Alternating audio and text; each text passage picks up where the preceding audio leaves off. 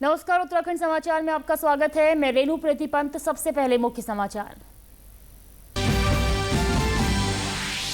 हिमाचल परिवहन निगम की बस दुर्घटना के चालक समेत 29 घायलों का विभिन्न अस्पतालों में चल रहा उपचार। पौंटा आ रही यात्रियों से भरी बस सुबह कालसी तहसील क्षेत्रांतर्गत गिर गई थी खाई में।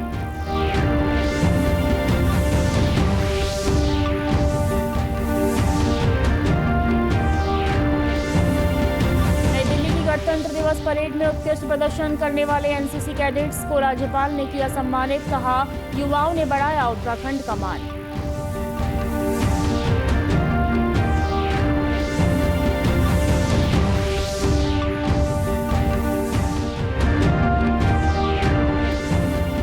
पिथौरागढ़ स्थित अंतर्राष्ट्रीय झूला पुल पर आवाजाही होगी सुगम। एसएसबी ने सुरक्षा व्यवस्था को सुदृढ़ बनाने के लिए लागू किया बॉर्डर एंट्री मैनेजमेंट सिस्टम।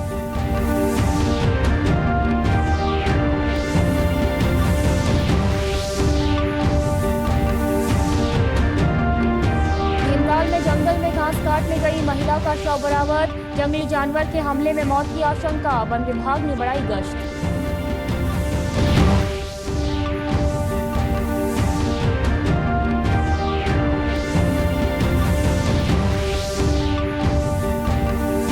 और एसबीआई का ग्रामीण स्वरोजगार प्रशिक्षण संस्थान रुद्रप्रयाग में युवाओं को दे रहा फास्ट फूड प्रशिक्षण। कौशल विकास के साथ ही ग्रामीण युवाओं को आत्मनिर्भर बनाने पर फोकस। अब समाचार विस्तार से। कालसी तहसील क्षेत्रांतर्गत आज सुबह क्वानू मिनस मोटर मार्ग पर हिमाचल परिवहन निगम की यात्रियों से भरी बस करीब 100 मीटर गहरी खाई में गिर गई। इस दुर्घटना में 3 व्यक्तियों की मौत हो गई, जबकि 29 यात्री घायल हो गए।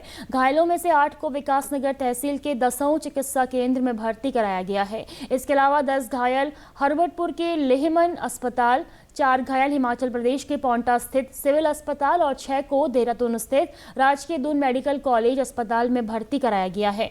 हिमाचल प्रदेश के चौपाल निवासी बस चालक पूरी तरह सुरक्षित है और उसका झाझरा स्थित एक अस्पताल में उपचार चल रहा है।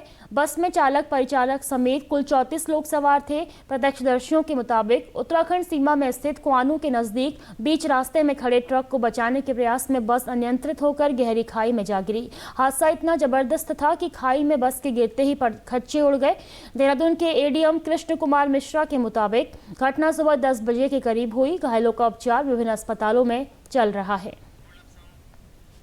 सूचना मिली थी कि 10 बजे के आसपास जो है हिमाचल से एक बस विकासनगर होते हुए पौंटा साहिब जा रही थी, जिसमें अभी जो ये सूचना प्राप्त हुई कि उसमें अधिकांश लोग हिमाचल के थे और 2-3 लोग यहाँ अपने देहरादून की चक्राता के लोग थे। अब प्रथम दृष्टया वहाँ पे ये शायद आपस में बस और ये ट्रक में कुछ क्रॉसिंग में ये उनका संतुलन बिगड़ा है और उस वजह से ये खाई में चली गई थी। तो 3 लोगों की जो रिपोर्ट है कि उनकी डेथ हो गई, उसमें 2 महिला भी हैं। और जैसा आप देख रहे हैं यहाँ पे अभी जो सूचना है कि 4-5 लोग थोड़ा सा उनको ज्यादा चोट लगी है और बाकी अधिकांश लोगों को प्राथमिक चिकित्सा दिया गया है। और जो भी सार्वजनिक सेवायान में जो भी अनुमन्य सहायता होती है भारत सरकार की, जो हमारी मोटर व्हीकल एक्ट के तहत अनुमन्य है, वो उनको प्रदान की जाएगी। नई दिल्ली की गणतंत्र दिवस परेड में उत्कृष्ट प्रदर्शन कर उत्तराखंड का नाम रोशन करने वाले एनसीसी कैडेट्स को आज देहरादून के लोक भवन में सम्मानित किया गया। राज्यपाल गुरमीत सिंह की अध्यक्षता में आयोजित इस कार्यक्रम में कैडेट्स की उपलब्धियों की सराहना की गई। इस अवसर पर कैडेट्स ने अपने अनुभव साझा करते हुए इसे गर्व का पल बताया। उन्होंने कहा कि यह सम्मान उनकी मेहनत, अनुशासन और प्रशिक्षकों के मार्गदर्शन का परिणाम है। मैंने दिल्ली में आरटी परेड में 148 गर्ल्स को लीड किया है एंड इसमें जो मोमेंट है, मतलब मेरे पेरेंट्स का बहुत सपोर्ट रहा है, मेरे इंस्ट्रक्टर्स का बहुत सपोर्ट रहा है, एज वेल मेरे रिस्पेक्टिव सीनियर्स। सबसे पहले तो ये मेरे लिए बहुत गौरव और गर्व की बात है कि मुझे माननीय रक्षा मंत्री जी श्री राजनाथ सिंह जी से और हमारे राज्यपाल जी गुरमीत सिंह जी से हमें सम्मानित किया गया। तो इसके पीछे हमारी कई सारी मेहनत है, हमारे एनसीसी इंस्ट्रक्टर्स हैं जो उन सब का साथ है और उनकी मेहनत है, तो जिसके कारण ही ये सारा हो पाया है। वहीं राज्यपाल गुरमीत सिंह ने कैडेट्स के अनुशासन, समर्पण और उत्कृष्ट प्रदर्शन की सराहना करते हुए कहा कि इन कैडेट्स ने राष्ट्रीय स्तर पर उत्तराखंड का गौरव बढ़ाया है। उन्होंने कहा कि गणतंत्र दिवस परेड में प्रदेश के कैडेट्स का प्रदर्शन पूरे राज्य के लिए गर्व का विषय है। हमारी बेटी, हमारे परिवार की बेटी Mansi Vishwakarma, she led the contingent, पूरे एनसीसी का कॉन्टिजेंट को लीड किया। तो ऐसे लगा कि उत्तराखंड का जो सौभाग्य है, उत्तराखंड की जो यूथ की जो रिप्रेजेंटेशन है, हमारे पूरा परिवार, पूरा युवा, हर एक बेटी को उन्होंने रिप्रेजेंट किया। 21st सेंचुरी के जो चुनौतियां हैं, चैलेंजेस हैं, उसके अंदर में, ड्रोन के अंदर में हमारे एनसीसी कॉन्टिजेंट ने, जो हमारे कैडेट राणा हैं, प्रिंस राणा, उन्होंने प्रथम स्थान हासिल किया है और हमारे कॉन्टिजेंट ने गोल्ड मेडल और हर एक लेवल के ऊपर में उन्होंने प्रशंसा पाई है। इनको मैं देखकर एक बात पूर्ण विश्वास से कह सकता हूं कि भारत को आने वाले समय में विश्व गुरु होने से कोई नहीं रोक सकता है। पिथौरागढ़ जिले के भारत नेपाल सीमा पर स्थित झूला घाट अंतर्राष्ट्रीय झूला पुल पर सशस्त्र सीमा बल ने सुरक्षा व्यवस्था को और अधिक सुदृढ़ करते हुए डिजिटल निगरानी प्रणाली लागू कर दी है। इसके तहत पुल पर बॉर्डर एंट्री मैनेजमेंट सिस्टम और फेशियल रिकॉग्निशन सिस्टम स्थापित किया गया है। इस नई व्यवस्था से भारत और नेपाल के बीच आवागमन करने वाले प्रत्येक नागरिक का चेहरा स्कैन कर डिजिटल फेस आईडी तैयार की जा रही है। इससे बार बार सीमा पार करने वाले यात्रियों को हर बार पहचान पत्र दिखाने की आवश्यकता नहीं पड़ेगी और केवल कैमरे के सामने चेहरा दिखाकर ही सीमा पार की जा सकेगी।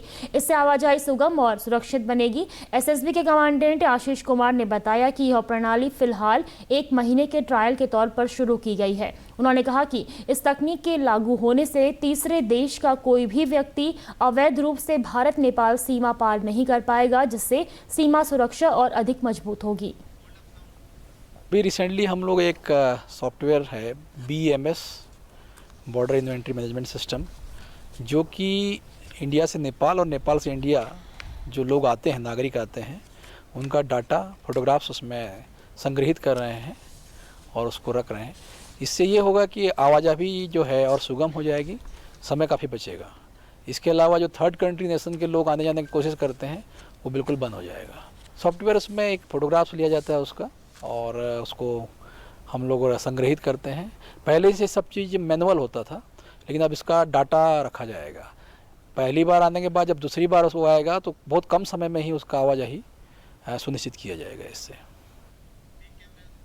भीमताल से खबर, जहां घास काटने जंगल गई 60 वर्षीय महिला पर जंगली जानवर ने हमला कर दिया, जिससे उसकी मौत हो गई। महिला का शव आज सुबह जून स्टेट के जंगल में मिला। घटना की सूचना मिलते ही वन विभाग, पुलिस और ग्रामीण मौके पर पहुंचे। स्थानीय लोगों के अनुसार गंगा देवी हर रोज की तरह मवेशियों का चारा लाने जून स्टेट से सटे जंगल में गई थी। देर शाम तक जब वह घर नहीं लौटी तो परिजनों ने घटना की सूचना वन विभाग को दी। वन विभाग की टीम ने ग्रामीणों के साथ गंगा देवी की काफी खोजबीन की, लेकिन देर रात तक कुछ पता नहीं चला। वहीं आज सुबह जंगल में छानबीन के दौरान उनका शव मिला। वन विभाग का कहना है कि इस क्षेत्र में कैमरा ट्रैप लगाने के साथ ही गश्त की जाएगी और परिवार को मुआवजा दिया जाएगा। एग्जैक्टली ऐसा कहा जाना तो सही नहीं है, वैसे वन्यजीव का ही लग रहा है। और ये जो हैं कल 11 बजे से, जैसा मुझे पता चला कि 11 बजे से घास काटने के लिए गई हुई थी। अमूमन ये 1 बजे तक वापस आ जाती थी। इनके पुत्र द्वारा हमको कल 4:45 बजे या 5 बजे के आसपास संपर्क किया गया कि माताजी लौटी नहीं है। तो मेरे द्वारा उनको ये बताया गया कि आप एक बार पुलिस में भी गुमशुदगी दर्ज करवा दीजिए। तो उसके बाद हमारी टीम 5 बजे के आसपास ही यहाँ पहुँची क्षेत्र में और करीब रात 11 बजे तक कॉम्बिंग की गई, सघन कॉम्बिंग की एरिया की कॉम्बिंग में ना तो कहीं वन्यजीव के कोई निशान मिले, ना इनको कहीं इनका जो शरीर के जूते हैं या फिर इनकी दराती, ऐसा कुछ नहीं मिला। आज सुबह पुनः 7 बजे से टीम मौके पे थी, कॉम्बिंग करी एरिया की ग्रामीणों के साथ। तो फिर अभी रिसेंट में ये यहाँ पे बॉडी मिली है, रिकवर हुई है एरिया से, जो एरिया मतलब घर से लगभग 3 किलोमीटर डिस्टेंस है एरिया की, और बहुत ही एक्सेसिबल एरिया नहीं है, बिल्कुल भी घनी झाड़ियों के बीच में है। वहीं स्थानीय लोगों का कहना है कि इस क्षेत्र में जंगली जानवरों का आतंक है, जिस कारण यह घटना सामने आई है। उन्होंने वन्यजीवों से निजात दिलाने की मांग की है। माता जी थी जो कल घास के लिए गई हुई थी और हमेशा जाती थी, और इनको कल मौके से बाघ ने मार दिया है और इनकी बॉडी आज बरामद हुई है। और मैं सभी क्षेत्रवासियों को कहूँगा जो भी जंगल महिलाएं जाती हैं वो सिंगल में ना जाएं और झुंड के साथ जंगलों में जाएं और इनके परिवार को सही मुआवजा मिले। यहाँ रुकेंगे एक छोटे से ब्रेक के लिए, जल्द लौटते हैं आपके बीच।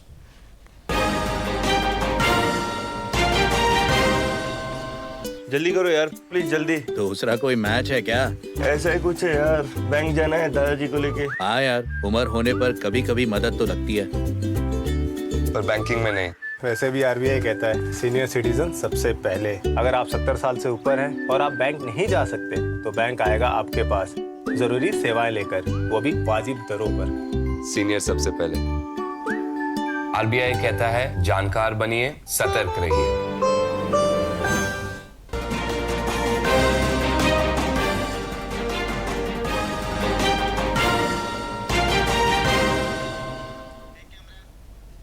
ब्रेक के बाद एक बार फिर आपका स्वागत है। अगली खबर की बात करेंगे। टिहरी जिले के पीएम श्री विद्यालयों में अध्ययनरत 70 छात्र छात्राओं व उनके शिक्षकों का दल आज शैक्षिक भ्रमण के लिए हैदराबाद रवाना हुआ। भ्रमण कार्यक्रम छात्र छात्राओं को शिक्षा के साथ साथ भारत के गौरवशाली इतिहास और समृद्ध संस्कृति से परिचित कराने के उद्देश्य से आयोजित किया गया। मुख्य विकास अधिकारी वरुण अग्रवाल ने हरी झंडी दिखाकर छात्र छात्राओं के दल को रवाना किया। इस मौके पर उन्होंने बताया कि टिहरी जिले के सभी पीएम श्री राजकीय इंटर कॉलेज के 4 टॉपर बच्चों को 4 दिवसीय भ्रमण के लिए हैदराबाद भेजा गया है। उसमें जितने पीएम श्री स्कूल्स हैं उसमें जो टॉपर बच्चे हैं उसमें लगभग 70 के लगभग बच्चों का चयन किया गया और उनको देश भ्रमण के लिए भेजा जा रहा है। तो उसमें हैदराबाद डेस्टिनेशन चुनी गई है हमारे डिस्ट्रिक्ट के लिए। तो वो बच्चे 4 दिन के टूर पे जा रहे हैं जिसमें वो हैदराबाद के विभिन्न हिस्टोरिकल मॉन्यूमेंट्स हैं वो भी देखेंगे, वहाँ पे जो स्पेस और विज्ञान के केंद्र हैं उनका भ्रमण करेंगे और कुछ सीख के आएंगे। इसमें यही कोशिश है कि बच्चों को अपनी जहाँ पे वो रहते हैं, जहाँ पढ़ते हैं, उससे अतिरिक्त भी पूरे देश का ज्ञान मिले, उनको एक्सपोजर मिले और उसमें वो सीख के आके यहाँ पे भी अपने आगे के अपने सपनों को आगे बढ़ा सकें। इस अवसर पर टिहरी की जिलाधिकारी नीतिका खंडेलवाल ने छात्र छात्राओं से संवाद करते हुए कहा कि यह शैक्षिक भ्रमण उनके जीवन का एक यादगार और सीख से भरा अनुभव सिद्ध होगा। उन्होंने छात्र छात्राओं को गोलकुंडा किला, चार मीनार, सालारगंज जंग संग्रहालय, चौमहल्ला पैलेस व कुतुबशाही मकबरे सहित अन्य प्रमुख ऐतिहासिक स्थलों के इतिहास और सांस्कृतिक महत्व के बारे में जानकारी प्राप्त करने की सलाह दी। प्रभारी मुख्य शिक्षा अधिकारी वीपी सिंह ने बताया कि भ्रमण दल में बच्चों के साथ साथ 5 शिक्षकों को गाइड के रूप में भेजा गया है। 15 स्कूल हैं और 15 स्कूलों के एक स्कूल से 4 बच्चे और टोटल मतलब 71 बच्चे पीएमसीडी स्कूलों के हैदराबाद के लिए गए हैं। और हैदराबाद में शैक्षिक संस्थान है और इसरो का सेंटर है वहाँ बहुत बड़ा, उसको देखेंगे। और गोलकुंडा है और वहाँ पर फिल्म सिटी है, चार मीनार है, ये सारे जो ऐतिहासिक स्थल बच्चे उसको भ्रमण करेंगे, देखेंगे। और वहाँ से जो भी सक्सेस स्टोरी होगी बच्चों की या जो चीज़ देखेंगे बच्चे तो उसको वो अपनी एक डायरी है, डायरी में नोट करके आएंगे बच्चे। उनके साथ 5 गाइड टीचर भी। हैदराबाद भ्रमण पर जा रहे छात्र छात्राएं भी काफी उत्साहित हैं। उनका कहना था कि इस भ्रमण से उन्हें भविष्य में लाभ मिलेगा। हम पीएमश्री योजना के तहत शैक्षिक भ्रमण पर हैदराबाद की ओर जा रहे हैं। हमारे लिए यह बहुत ही अच्छा अनुभव है और हमें बहुत ही खुशी हो रही है। आशा उम्मीद करते हैं कि यह अनुभव हमारे लिए बहुत ही अच्छा रहेगा। भारतीय स्टेट बैंक के ग्रामीण स्वरोजगार प्रशिक्षण संस्थान रुद्रप्रयाग में 12 दिवसीय निःशुल्क फास्ट फूड प्रशिक्षण दिया जा रहा है। इस कार्यक्रम का उद्देश्य ग्रामीण युवाओं को स्वरोजगार के अवसर प्रदान करना और उन्हें फास्ट फूड उद्योग में कुशल बनाना है। कार्यक्रम में प्रशिक्षार्थियों को भविष्य में बैंक से मिलने वाली सहायता, ऋण सुविधाएं और वित्तीय सलाह के बारे में विस्तार से जानकारी दी जा रही है। प्रशिक्षण ले रहे अभ्यर्थियों ने कहा कि यह प्रशिक्षण न केवल उनके कौशल का विकास करेगा बल्कि उन्हें आत्मनिर्भर बनाने में मदद करेगा। यहाँ पे जो ये SBI RCT की तरफ से सबसे पहले हम धन्यवाद करेंगे कि जो हम महिलाओं को यहाँ पे जो प्रशिक्षण है यहाँ पे बिल्कुल निःशुल्क है। जैसे हम दूर की महिलाएं या हमारे दूर के भाई बहन हैं तो यहाँ पे बिल्कुल निःशुल्क खाना रहना सब निःशुल्क है। और जो हमने यहाँ पे आज हमारा 6वां दिन है, 27 से हमारी ट्रेनिंग स्टार्ट हुई है और यहाँ पे जो आज 6वां दिन है तो 6 दिन में हमने बहुत कुछ सीखा। किसी प्राइवेट संस्था में या कहीं कॉलेज में एचएम करते हैं तो वहाँ लगभग 6 महीने या साल भर का कोर्स किया जाता है, वहाँ हमको फीस देनी पड़ती है, पर यहाँ ये इस विभाग में हमें फ्री सिखाया जा रहा है। 12 दिन का बहुत अच्छा जो हमें यहाँ पे सिखाया जा रहा है फास्ट फूड के बारे में। हमें यहाँ फास्ट फूड लघु उद्यमी फास्ट फूड का प्रशिक्षण चल रहा है, ये हमें निःशुल्क दिया जा रहा है और ये SBI RCT रुद्रप्रयाग द्वारा दिया जा रहा है। इसमें जो हम फास्ट फूड जैसे फास्ट फूड में चाउमीन, मोमोज और फास्ट फूड जैसे जो भी व्यंजन आते हैं वो बनाना सीख रहे हैं, जिसे हम स्वरोजगार कर सकते हैं अपना आगे चल करके।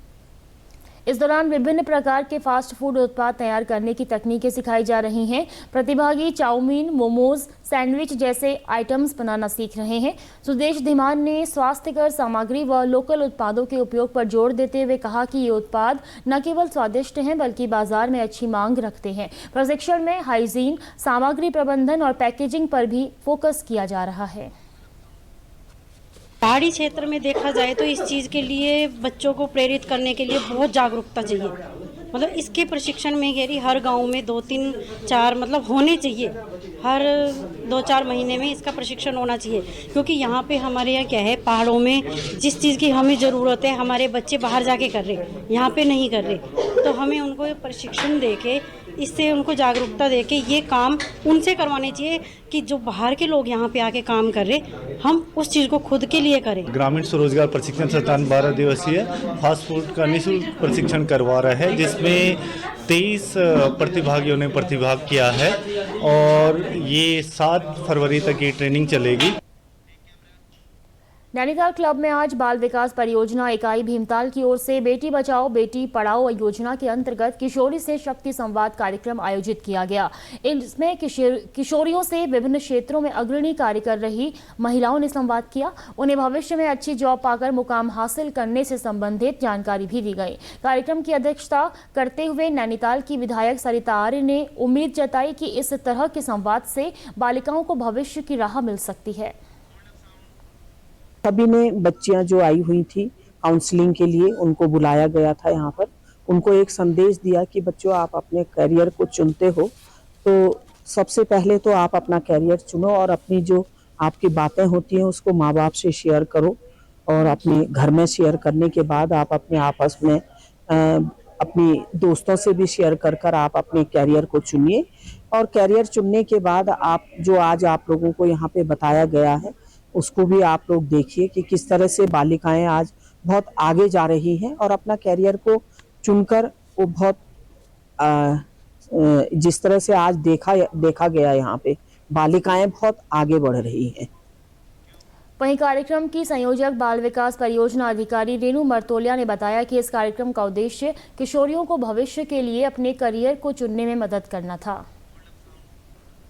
कार्यक्रम राष्ट्रीय बालिका दिवस के उपलक्ष्य में है और इसमें बेटी बचाओ बेटी पढ़ाओ योजना के अंतर्गत किशोरी के साथ संवाद किया जाना था, शक्ति संवाद, जिसमें किशोरियों को उनके करियर के बारे में और विभिन्न क्षेत्रों से जो भी हमारे एक्सपर्ट आए थे वो उनको अपने करियर के बारे में उनको मार्गदर्शन कर सके, ये उद्देश्य था। जिला कार्यक्रम अधिकारी नैनीताल के मार्गदर्शन पे ये कार्यक्रम हमने आज आयोजित किया नैनीताल क्लब में, और जिसमें हमारी माननीय विधायक मैडम और बाल सच्ची मैम भी आई थी और उन्होंने भी हमारी बालिकाओं को एक तरह से उनके करियर के लिए उनको मार्गदर्शन किया है और यही इस कार्यक्रम का मेन उद्देश्य था। इस कार्यक्रम में और भी एक्सपर्ट आए थे और मुख्यतः इसमें जिला सेवा योजना अधिकारी भी आए थे जिन्होंने करियर के बारे में एक बहुत रूपरेखा बताई है बालिकाओं को, ताकि वो अपने आगे के भविष्य को संवार सके। किशोरी से शक्ति संवाद कार्यक्रम में हिस्सा ले रही बालिकाओं ने बताया कि उन्हें करियर बनाने के लिए काफी रोचक जानकारी मिली, इससे भविष्य में उन्हें करियर चुनने में मदद मिलेगी। कि नहीं, अपॉर्चुनिटी हमेशा नहीं मिलती है। तो जैसे कि मैं यहाँ पर आई और मैंने देखा कि सबने अपने अपने ओपिनियंस दिए, सबने गाइड किया हमें, जो आई थिंक ये गाइडेंस हमें कभी नहीं मिलती है, स्पेशली लड़कियों को, ठीक है। तो इस हिसाब से बहुत कुछ सीखने को मिला, बहुत कुछ करने के लिए हमने मतलब जो उन्होंने बताया कि हम क्या क्या कर सकते हैं, लड़कियाँ कहाँ कहाँ ग्रो हो सकती हैं, तो इसलिए उस तरीके से हमारा माइंड पहले तो क्लियर हुआ है कि हाँ we can do it. If we are girls तो इसका मतलब ये नहीं कि हम सिर्फ घर के अंदर ही बंद रह सकते हैं, हम उसके बाहर भी जा सकते हैं, हम दुनिया को एक्सप्लोर कर सकते हैं, हम समझ सकते हैं कि आखिर क्या है, हम कर सकते हैं अपनी लाइफ में। तो सबने अपने जो सबने बताया कि उनके क्या क्या स्ट्रगल्स थे, उन्होंने क्या क्या क्या क्या प्रॉब्लम्स थी जिससे वो बाहर निकल सके उससे, और अपनी उनको एक पोजीशन मिली है जहाँ पर दे आर वेल गुड। मैं बहुत चीज़ें समझी, यहाँ पर हमें समझाया गया अच्छे से, जितना मतलब हमें स्कूल में भी ऐसे समझाते हैं ऐसी चीज़ें, बट यहाँ हमें ज़्यादा डीप जाके समझाया गया, एंड हमें बहुत अच्छा भी लगा यहाँ पर। एंड करियर वरियर के बारे में यहाँ बताया भी गया, मेरे को भी अच्छा लगा, मतलब सुनने में मेरे को लगा कि बोर हो जाऊंगी, बट नहीं, मेरे को यहाँ अच्छा लगा बोलने में। एंड करियर के बारे में भी यहाँ कुछ अच्छा बताया, एंड हेल्थ वगैरह के बारे में भी, सबसे मेन चीज़ मेंस्ट्रुएशन के बारे में बताया, जो गर्ल्स को सुनना बहुत अच्छी बात है, एंड सारी गर्ल्स को सुनना अच्छी बात है। मैंने बहुत चीज़ें सीखी इसमें, करियर के बारे में, हेल्थ के बारे में, गर्ल्स को कैसा करियर में अपना नाम करना चाहिए, और बहुत चीज़ें सीखी, और इतना अच्छा लगा, बहुत अच्छा लगा आके। और गर्ल्स जिन गर्ल्स को पता भी नहीं था क्या क्या होता है, आगे चल के करना क्या है, उसके बारे में बहुत अच्छा बताया। और हमें जैसे हेल्थ के बारे में ज़्यादातर लड़कियों को नहीं पता होता, ज़्यादातर लड़कियाँ शर्माती हैं, उन्हें खुल के बताया, उन्हें अच्छा लगा। ये मेरा पहली बार है कि मैं इतने मतलब बहुत बड़ी जगह पे आई हूँ जिसमें मैंने सबसे इंटरेक्ट किया है और मैंने बहुत कुछ सीखा है, क्योंकि इतना तो मतलब मैं कहूँगी कि इतना तो हमें मतलब ज़्यादातर हम फ़ोन से भी उतना नहीं समझ पाते, पर फेस टू फेस अगर हम किसी से समझते हैं तो हमें मतलब हम बोल सकते हैं कि हमें बहुत ज़्यादा हौसला मिलता है, हमें गाइडेंस मिलती है, क्योंकि मेरा मानना है कि हमें फ़ोन से उतना ज़्यादा सपोर्ट नहीं मिल पाता जितना हमें मतलब किसी से, अगर हम किसी को अपना गाइड बना के चले तो उससे बहुत ज़्यादा सपोर्ट मिलता है। तो जैसा कि अभी मैंने बहुत ज़्यादा चीज़ें सीखी। हरिद्वार स्थित भारत माता मंदिर के संस्थापक स्वामी सत्यमित्रानंद गिरी के समाधि स्थल और मूर्ति अनावरण समारोह कल 4 फरवरी को आरंभ हो रहा है। 3 दिवसीय इस आयोजन में कई प्रमुख व्यक्तियों के शामिल होने की उम्मीद है। पूर्व राष्ट्रपति रामनाथ कोविंद इस आयोजन में हिस्सा लेने के लिए हरिद्वार पहुंच गए हैं। 2 सत्र में होने वाले इस आयोजन में सांस्कृतिक कार्यक्रम के साथ ही आध्यात्मिक और सनातन की मौजूदा स्थिति को लेकर भी परिचर्चा होगी। पूर्व राष्ट्रपति रामनाथ कोविंद ने कहा कि स्वामी सत्यमित्रानंद आध्यात्मिक जगत की महान विभूति थे, जिन्होंने समाज को आपस में जोड़ने के लिए काफी काम किया। सचमुच हरिद्वार को मैं अध्यात्म का द्वार मानता हूँ, और इसीलिए जब इच्छा होती है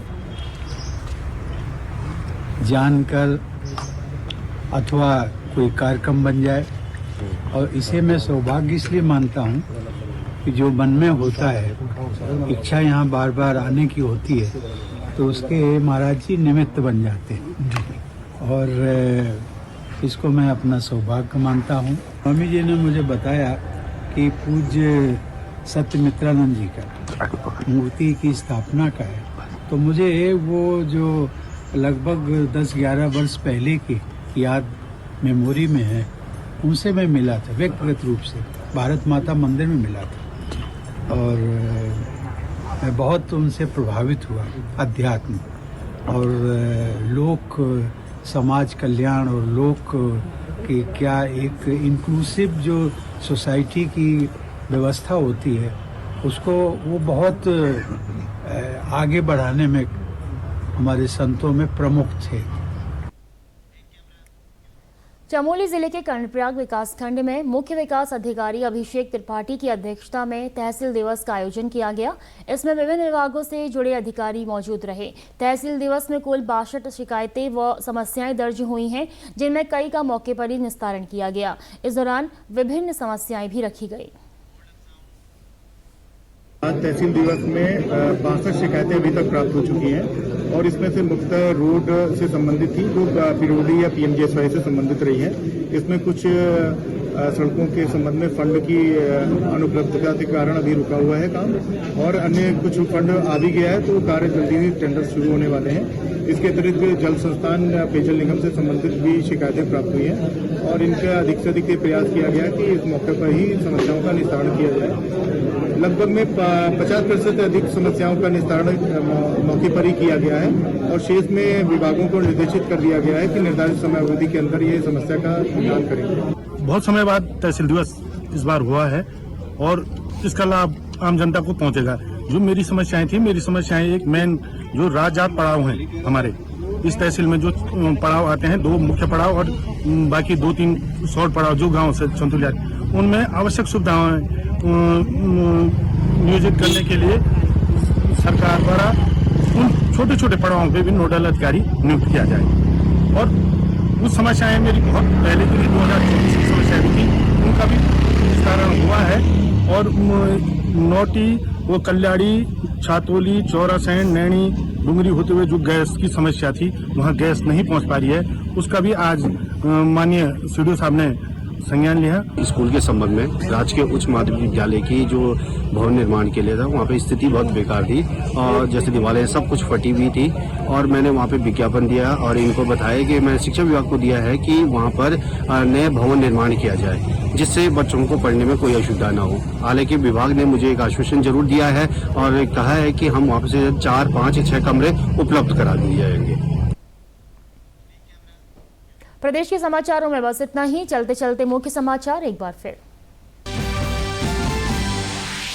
हिमाचल परिवहन निगम की बस दुर्घटना के चालक समेत 29 घायलों का विभिन्न अस्पतालों में चल रहा उपचार। पौंटा आ रही यात्रियों से भरी बस सुबह कालसी तहसील क्षेत्रांतर्गत गिर गई थी खाई में।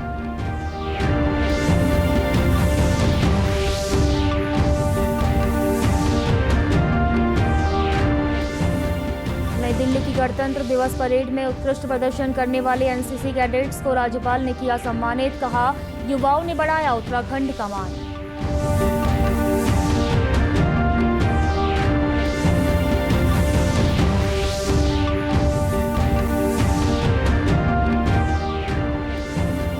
पिथौरागढ़ स्थित अंतर्राष्ट्रीय झूला पुल पर आवाजाही होगी सुगम। एसएसबी ने सुरक्षा व्यवस्था को सुदृढ़ बनाने के लिए लागू किया बॉर्डर एंट्री मैनेजमेंट सिस्टम।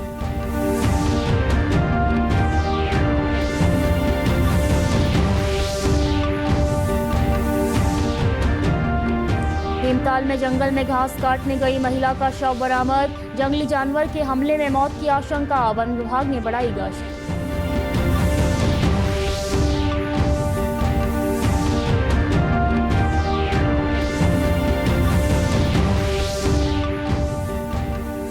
और एसबीआई का ग्रामीण स्वरोजगार प्रशिक्षण संस्थान रुद्रप्रयाग ने युवाओं को दे रहा फास्ट फूड प्रशिक्षण। कौशल विकास के साथ ही ग्रामीण युवाओं को आत्मनिर्भर बनाने पर फोकस।